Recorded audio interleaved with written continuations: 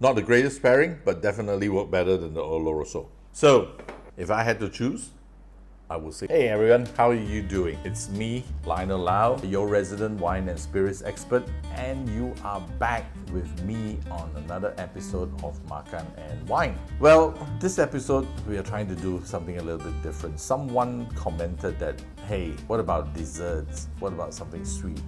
And as you know, one of the previous episodes I did tau fu fa and I had some sweet sherry with it. So I thought, okay, what's the quintessential Malaysian dessert? There are quite a few, but I think all of us can agree that one thing that's very unique to Malaysia, or at least Southeast Asia, I would say Malaysia, Singapore, the Straits of Malacca, is something called the Nyonya Kuih. The Nyonyas came from the Straits of Malacca, and that's where Malaysia is. So this one, you know, Chinese weddings here and the Malays, we all use this, right? We call it the Nyonya Kuih. I've chosen a selection of classics here. We've got the pulut tai tai, which is the glutinous rice colored with the blue pea flour, which has that sort of a vagina sounding name, topped with kaya, of course. Then we have the Sri Muka, which is a glutinous rice, and then you have the pandan santan on top. Then of course you have the kuih talam, which is the salted santan on top and with the pandan kuih at the bottom. And then the angku, the red kuih, right, which has the, I believe, the yellow bean mashed inside this red kuih. And then we have the kuih bengkar, which is tapioca.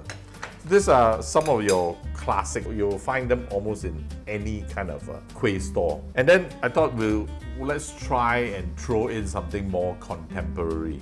And thanks to our friends at Bake It Better, who gave us a cake, a whipped cream cake. And they make only whipped cream cakes, nothing else. Whipped cream cakes, for those of you who are not familiar, it's very, very light, right? It's creamy, but it's extremely light. They don't use butter, etc. So it's very, very different. And this is, I believe, their most popular seller is a yam cake with whipped cream, of course. So we're going to try that too, just to sort of have a combination, and we'll see what works. So we could have gone the easy way around, right? We could have just focused on sweet wines. A lot of people would think of that, but I actually am not sure with our Nyonya Kuihs. Our Kuihs are not sweet like the Western style desserts. In fact, there's quite a hint of savoriness in there, saltiness in character. So I thought, let's try something different, and I've selected, actually, one is obviously a wine, it's Oloroso sherry, dry, full-bodied, fortified of course, but not sweet whatsoever, and a whiskey, a single malt whiskey. I think a single malt whiskey might actually do the trick.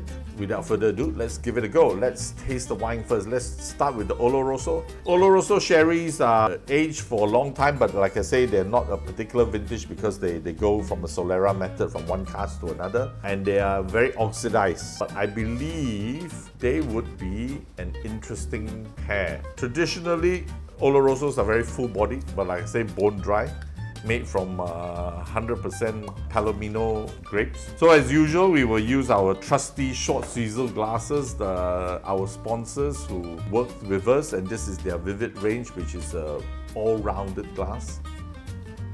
Whew, I love the nose of this actually. It smells fresh and oxidized at the same time, which is very interesting. And like I always say, let's try the wine first.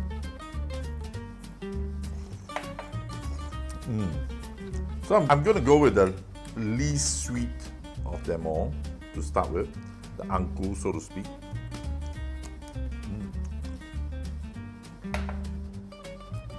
Ooh, yum. Softens the oxidization on the wine. Some kuih bengkar. Not quite sure about that one. Let's try this one. Kuih talam. You know they add salt to the santan, so you get that savory sweetness.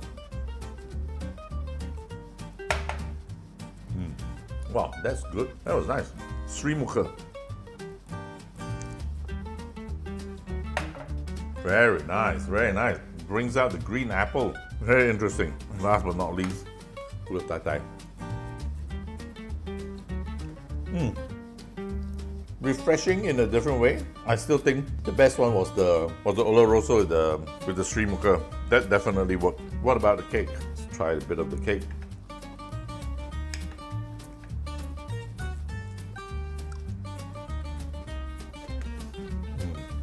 Not sure about that. Okay, let's try the single malt. So this is the Glenlivet, the Speyside whiskey. This is a 15-year-old, and when they say 15-year-old means every single drop of whiskey in here, liquid in here, has been aged for a minimum of 15. Minimum. A single malt means it's from one single distillery, one location, and 100% barley, no other grains. And this particular, what they call expression, some of the liquid in there has been matured in French oak, unlike the rest, which would have been maybe a little bit of sherry and also typically bourbon, especially in the Speyside.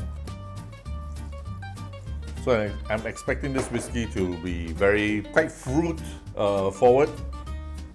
Yes, although I get hints of very dried fruit, honey, toffee. I get dried bananas as well. Orange peel. Just like we do with wines, we try it first. Let's try a little bit of the Anku. Not bad. The Bingka. Also not bad. Talam.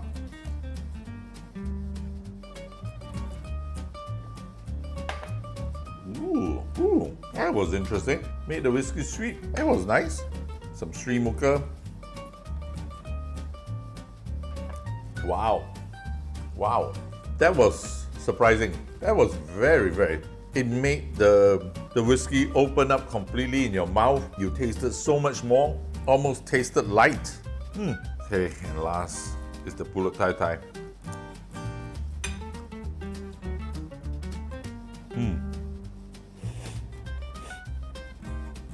Okay, I don't think it worked, the Pulut Thai Thai, to be fair. But does it work with the cake?